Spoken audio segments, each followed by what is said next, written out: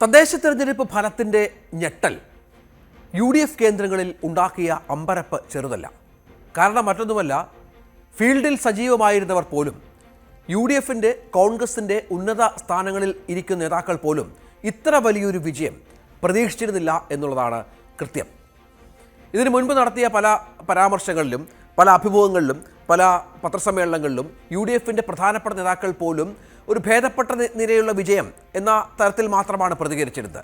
പക്ഷേ ഇങ്ങനെ LDFിൻ്റെ കോട്ടകൊത്തളങ്ങളിൽ, അതായത് LDF സംവിധാനവും UDFും ഒക്കെ എത്ര സുനാമി വന്നാലും തകരില്ല എന്ന് പ്രതീക്ഷിച്ചിരുന്ന ജില്ലകളിൽ, അവരുടെ കേന്ദ്രങ്ങളിൽ പോലും ഇങ്ങനെ കയറി UDF സംവിധാനം ആഞ്ഞടിക്കുമെന്ന് പ്രതീക്ഷിച്ചിരുന്നില്ല എന്നുള്ളതാണ് സത്യം. അത്രയും വലിയ വിജയമാണ് കേരളത്തിൽ UDFിന്, പ്രത്യേകിച്ച് കോൺഗ്രസിന് ഉണ്ടായിരിക്കുന്നത്.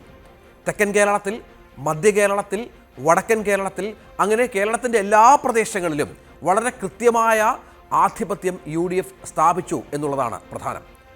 പ്രത്യേകിച്ച് മലപ്പുറം ജില്ലയിലെയൊക്കെ വിജയം നമ്മൾ കണ്ടാൽ അത് CPM എന്ന സംവിധാനം, ഇടതുപക്ഷം എന്ന സംവിധാനം അവിടെ ഇല്ലേ എന്ന ചോദ്യം പോലും ഉയർന്നു പോകും.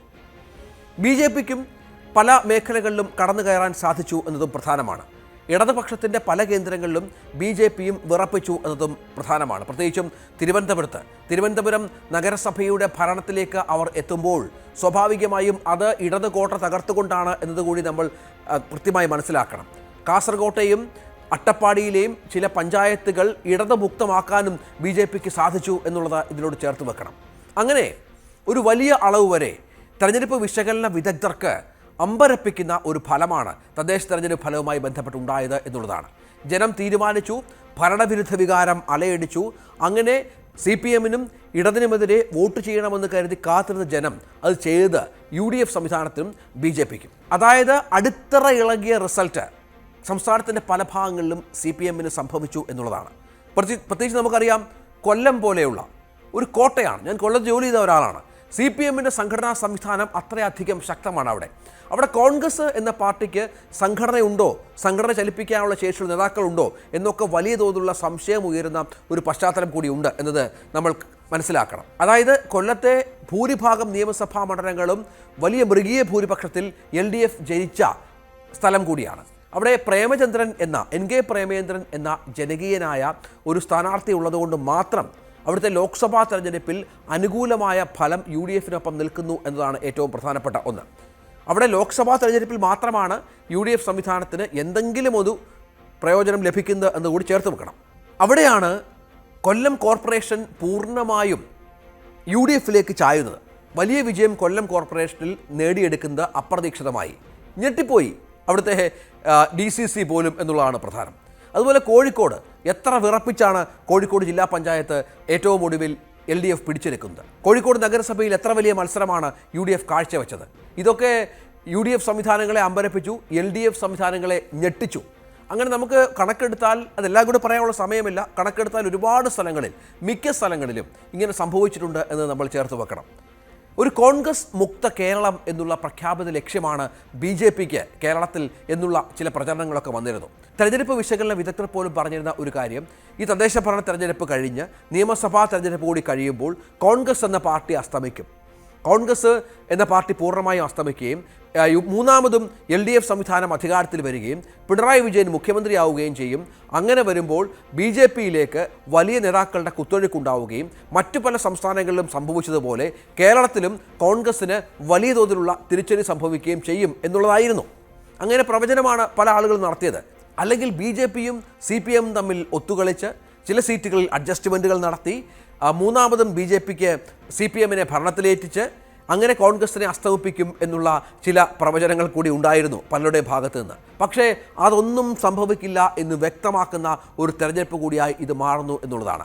വർദ്ധിച്ച വീര്യത്തോടെ, ആത്മവിശ്വാസത്തോടെ UDF സംവിധാനം കോൺഗ്രസ് നിയമസഭാ തെരഞ്ഞെടുപ്പിനെ നേരിടാൻ പോവുകയാണ്. നമുക്കറിയാം, ലോക്സഭാ തെരഞ്ഞെടുപ്പിന് മുൻപ് ന്യൂനപക്ഷ പ്രീണനം എന്ന പേരിൽ എന്തൊക്കെ കോപ്രായങ്ങളാണ് ഇവിടുത്തെ LDF സംവിധാനം കാട്ടിക്കൂട്ടിയത്, സർക്കാർ കാട്ടിക്കൂട്ടിയത്. അത് ലോക്സഭയിൽ ഒട്ടും ഏശിയില്ല എന്ന് മനസ്സിലാക്കിയല്ലോ. പലസ്തീൻ ഐക്യദാർഢ്യമൊക്കെ അതിൻ്റെ ഭാഗമായിരുന്നുവല്ലോ. അത് വലിയ തോതിൽ പരാജയപ്പെട്ടുവെന്ന് ലോക്സഭാ തെരഞ്ഞെടുപ്പിന് ശേഷം LDFും CPMും മനസ്സിലാക്കിയല്ലോ. അപ്പോൾ മറ്റൊരടവുമായി ഇറങ്ങി. അതായിരുന്നു ആഗോള അയ്യപ്പ സംഗമം. ന്യൂനപക്ഷങ്ങൾ കൂടെയില്ല എന്ന് കണ്ടപ്പോൾ നേരത്തെ തന്നെ കൈവിട്ട ഭൂരിപക്ഷത്തെ ഒപ്പം കൂട്ടുക എന്നുള്ളത്. അത് വലിയ തോതിൽ ഈ തദ്ദേശ തെരഞ്ഞെടുപ്പുമായി ബന്ധപ്പെട്ട് തിരിച്ചടി ഉണ്ടാക്കി എന്ന കാര്യത്തിൽ സംശയമില്ല. വെള്ളാപ്പള്ളി നടേശനെ കാറിലിരുത്തി ആഗോള അയ്യപ്പ സംഘം വേദിയിലേക്ക് പിണറായി വിജയൻ വന്നപ്പോൾ ഇവിടുത്തെ ന്യൂനപക്ഷങ്ങൾ അതിനെതിരെ വിധി എഴുതാൻ തീരുമാനിച്ചിരുന്നു. ഒപ്പം ശബരിമല വിഷയവുമായി ബന്ധപ്പെട്ട് വിശ്വാസികളുടെ വികാരം വ്രണപ്പെടുന്ന തരത്തിൽ പലവിധ കാര്യങ്ങൾ നടന്നപ്പോൾ, ശബരിമല സ്വർണ്ണക്കൊള്ള നടന്നുവെന്ന് പകൽ പോലെ വ്യക്തമായപ്പോൾ, CPM-ന്റെ പ്രധാന നേതാക്കൾ ഇതുമായി ബന്ധപ്പെട്ട അഴിക്കുള്ളിലായപ്പോൾ ഭൂരിപക്ഷ സമുദായവും ഇപ്പോൾ CPM-നെ സർക്കാരിനെ കൈവിട്ടിരിക്കുന്നു. പിന്നെ എവിടെ നിന്ന് ഇവർക്ക് വോട്ട് കിട്ടും? അതായത് ഈ വോട്ടുകൾ പൂർണ്ണമായും കോൺഗ്രസിലേക്കും BJP-യിലേക്ക് പോവുകയാണ്. ഭൂരിപക്ഷത്തിൻ്റെ വലിയ വോട്ടുകൾ, പ്രത്യേകിച്ച് നായർ സമുദായത്തിൻ്റെ SNDP സംവിധാനത്തിൻ്റെയൊക്കെ വോട്ടുകൾ BJP-യുടെ ഭാഗമാകുന്നു. ന്യൂനപക്ഷ വോട്ടുകൾ, ക്രിസ്ത്യൻ വോട്ടുകളുടെ വലിയൊരു വിഭാഗവും മുസ്ലിം വോട്ടുകൾ പൂർണ്ണമായും UDF സംവിധാനത്തിലേക്ക് പോകുന്നു.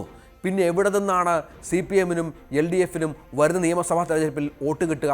അതും വർദ്ധിച്ച ഭരണവിരുദ്ധ വികാരം കൂടിയാകുമ്പോൾ അടിയുറച്ച് CPM പാർട്ടിക്ക് മാത്രം കുത്തിയിരുന്ന അല്ലെങ്കിൽ CPIക്ക് കുത്തിയിരുന്ന, ഇടതുപക്ഷത്തിന് കുത്തിയിരുന്ന പലരും ഇപ്പോൾ മറിച്ച് ചിന്തിക്കാൻ തുടങ്ങിയിരിക്കുന്നു എന്ന കാര്യത്തിൽ സംശയമില്ല.